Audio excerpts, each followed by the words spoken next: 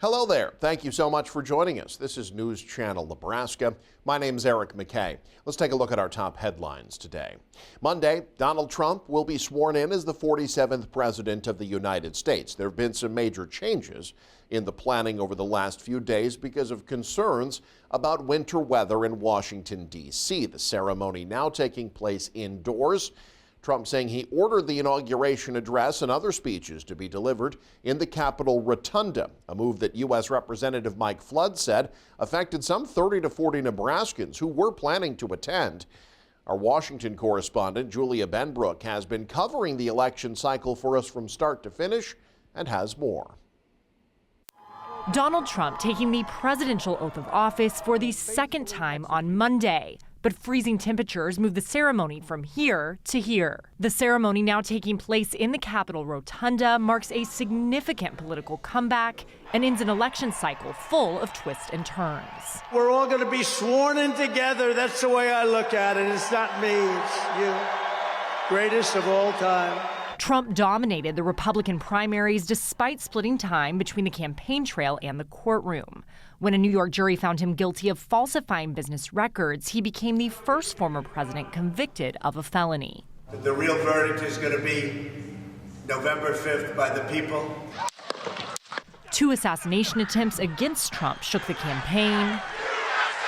And as he prepared for a rematch against President Joe Biden, Biden stepped out of the race, and Democrats rallied around Vice President Kamala Harris. Polls predicted a tight contest, but Trump secured a decisive electoral victory, carrying all 7 battleground states and the popular vote. It is now clear that we've achieved the most incredible political thing. Look what happened. Is this crazy? Republicans will have control of the White House as well as both chambers of Congress. Trump and his allies believe they have a mandate from voters and have laid out ambitious goals for the first 100 days and beyond. Reporting in Washington, I'm Julia Benbrook. Meanwhile, residents in Nebraska and across the country, from the northern plains to the tip of Maine, bracing for dangerously low temperatures. Cold weather advisories issued by the National Weather Service in effect until noon Tuesday across Nebraska. Temperatures forecast to drop to around -30 in parts of the Cornhusker State, if not lower. North of Nebraska, part of the plains could see -55. The cold weather forecast for D.C., as we mentioned, prompted President-elect Trump's inaugural ceremony to be moved inside. Like earlier this month, this latest cold snap comes from a disruption in the polar vortex. That's the ring of cold air usually trapped around the North Pole. Authorities investigating the death of a man found dead in a rural area of southwest Nebraska. The Furnace County Sheriff's Office says they were called to a rural intersection northwest of Holbrook. It's about 30 miles east of McCook. Authorities say they located a man lying in the ditch. Investigators say a search of the surrounding area revealed that the man had stranded his car in a field about a mile from where he was found. Foul play is not suspected.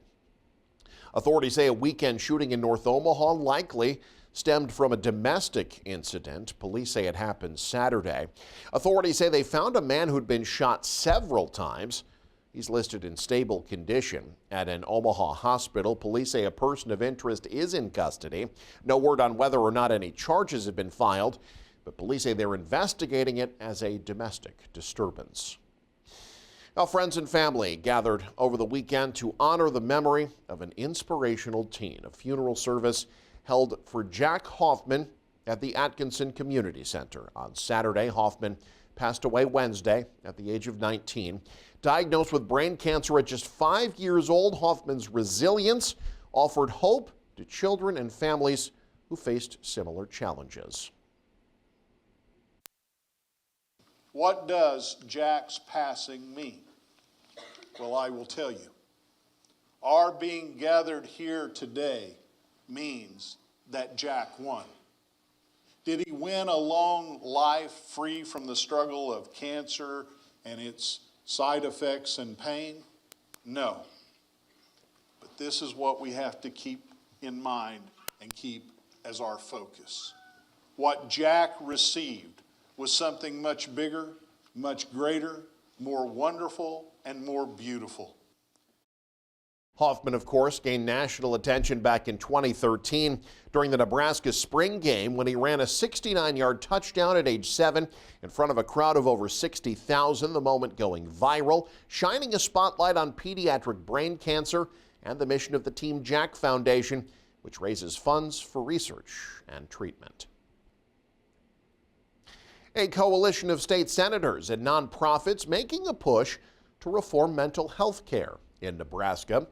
State Senator John Kavanaugh of Omaha presented 5 policy priorities related to mental health at a briefing last week.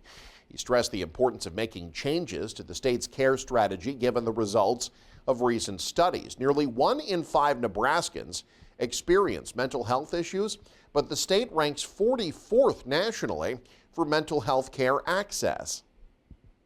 I think that we will take an incremental approach, that if we pass the proposals we have, that we will make progress for Nebraskans. I do think that we need to take a broader systems approach to make real change. Kavanaugh's outlined 5 policy solutions: implementing mental health courts statewide, increasing reimbursement rates, expanding integrated care models, reducing licensing barriers, and increasing access to youth mental health providers in schools. A bill introduction in the unicameral typically wraps up on the 10th day of the session. That's coming this Wednesday.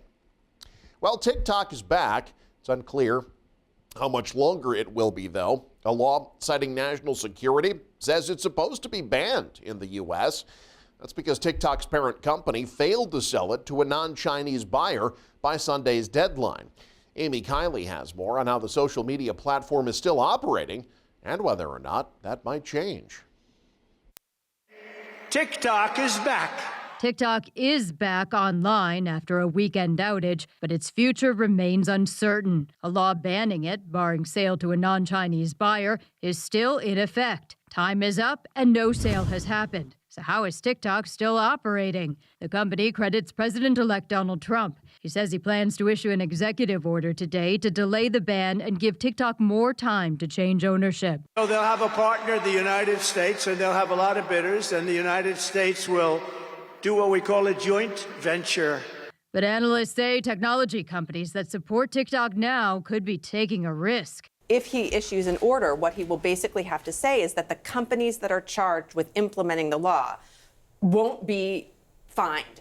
The law says companies that violate the ban face up to a $5,000 fine per user. If I'm the general counsel of those companies, I do not like this situation right now. Trump's actions around TikTok could face court challenges.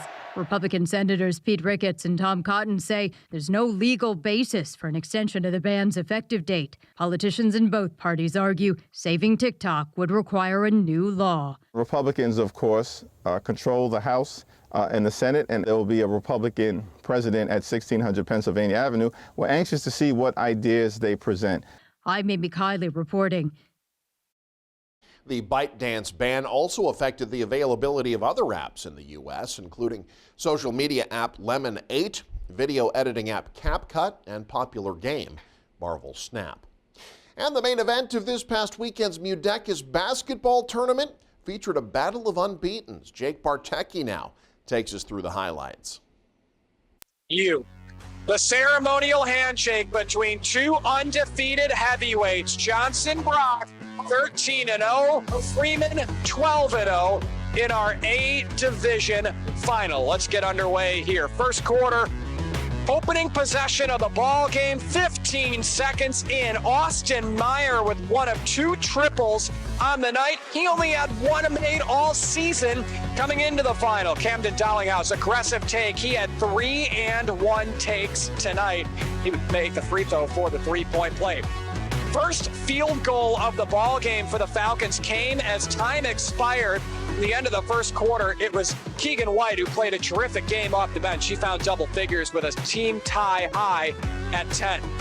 Aggressive take to the rim here. Austin Meyer, a couple of 3-pointers. He also made a couple of those baseline drive type plays. Trevor Reed from the corner, nothing but net. Trevor Reed got the start tonight for Jim McLaughlin, had 7 points in the loss.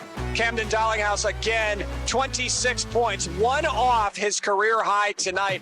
A lot of plays like that with aggressive takes. Aiden Glanz picking up where he left off from the semifinal when he started 4 of 4 from downtown. He would start 2 of 2 here tonight. Camden Darlinghouse, you're going to see a lot of him in this series of highlights. Drives past Trevor Reed. He tried to sell the foul. Officials weren't buying it. Darlinghouse with the 2 points. Ball kick to the corner here. Owen Bust, final minute of the first half, knocks down 3 of the 9 points he had in the ball game. We head to the second half. Trevor Reed right out of the gates, run and gun to the rim, gets the friendly roll, the shooter's touch, and Freeman would go back out in front to start the third quarter. Adding to the lead, 5-0 run for the Falcons in the second half. Aiden Glanz from downtown. Timeout called by Lucas Darlinghouse. Right out of the gate, they drew up a set play for Austin Meyer. Again, only had one of those made all year. He made 2 triples tonight in the win for Johnson Brock. To the corner, another chance here for Owen Buss. Knocks it down. He had the shot working tonight. Finished from downtown at 2 of 5. We head to the fourth quarter. 1 point lead for the Falcons when Keegan White finds his way to the rim once again. 10 points for White off the bench. Takes up a lot of space down low. Brody Kaler, the interception on the pickpocket, the dunk. He would unfortunately get a technical foul on the dunk.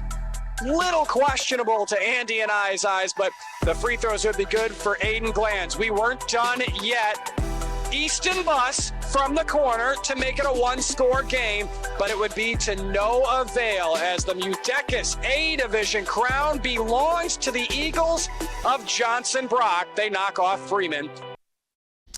And you can stay up to date with the very latest by following us online. Head to newschannelnebraska.com, click on the News tab there. You can also follow us on X, like us on Facebook and Instagram as well. No TikTok, though. Thanks for joining us. Have a great day. This is News Channel Nebraska.